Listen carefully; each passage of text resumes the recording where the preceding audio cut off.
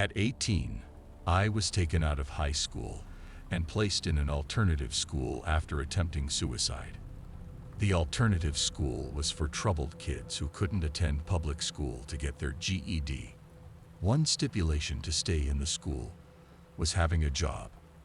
With only a few weeks until graduation, I wanted to graduate with my class, even though I couldn't walk with them. So I accepted a job working full-time at a store that was offered to me. My guidance counselor and alternative school teacher fought for me against the school board to count it, and since they had stood up for me, I really wanted to make the job work. Despite being so young, and despite all the red flags of the job, like its sketchy location, 12-hour shifts on top of school, working until 2 a.m., and being alone during my shift, I stuck it out. That job was honestly a blast, but also completely scary at times. One night when I was closing up shop around 12, much earlier than usual, but no one would care.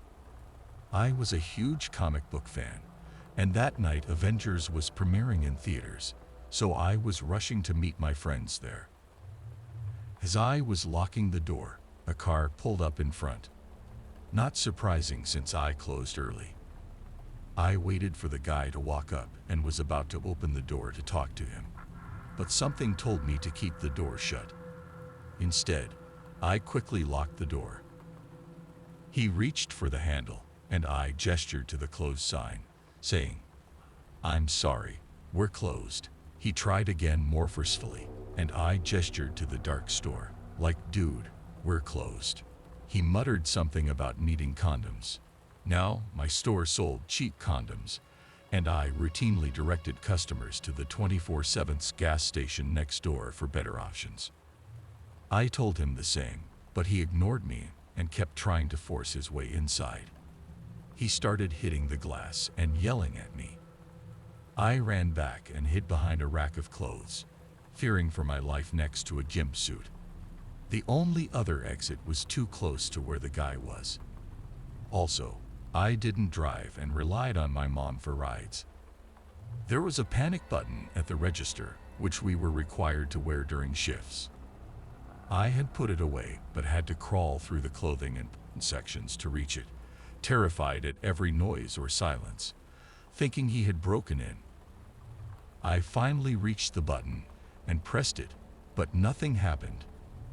I grabbed the phone and a bat left by another employee, trying to intimidate the guy, lying that I was on call with the cops. He saw me but didn't leave. We stared at each other until, like the cavalry, my mom arrived. She thought he was a sane customer checking if we were open, and casually told him we open at 8 a.m. The guy wordlessly got into his car and sped off.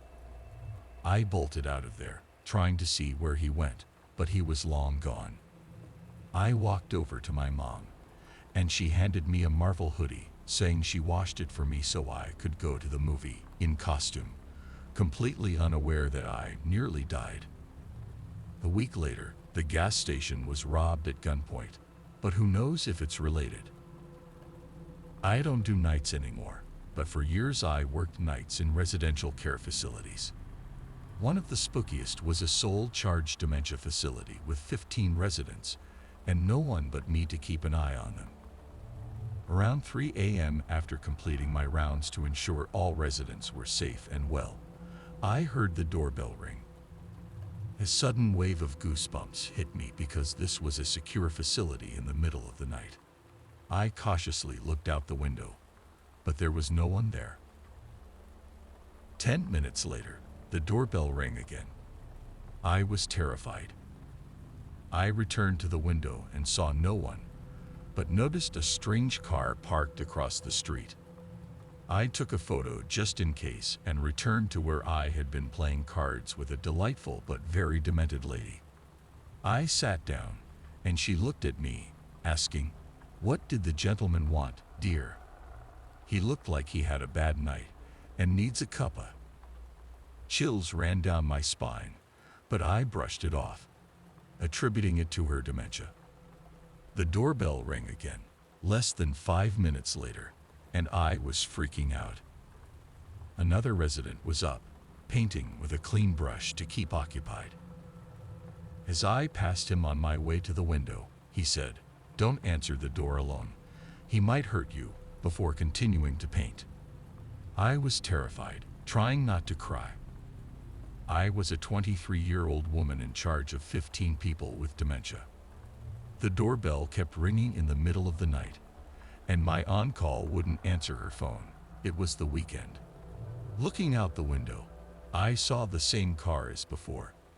Suddenly, a shadow moved in front of the door, and a person walked around the corner, staring straight into the window next to me.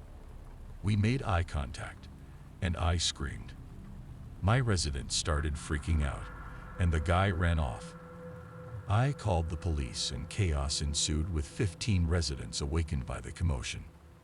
Eventually, after calming everyone down with tea, Milo, and medication, we were mostly settled by 7 a.m. when the next shift arrived. I explained what happened, and they informed me that a woman down the road had been attacked in her bed by a drug seeker who broke into her house looking for drugs.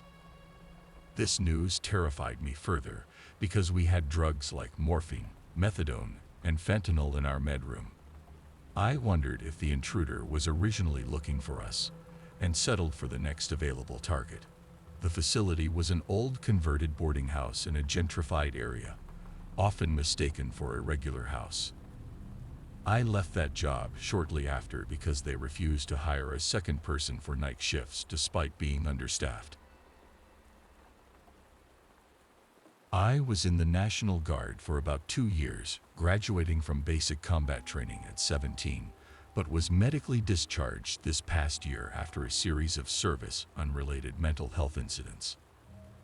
I miss it so much. Here's a bit of backstory. I went to basic at Fort Sill. Early on, a rumor started spreading around the battery that our little corner of Fort Sill was haunted. We had this one peculiar girl among us, let's call her Susie, who was a professional bullshitter. She claimed to have opened her third eye after being in a coma.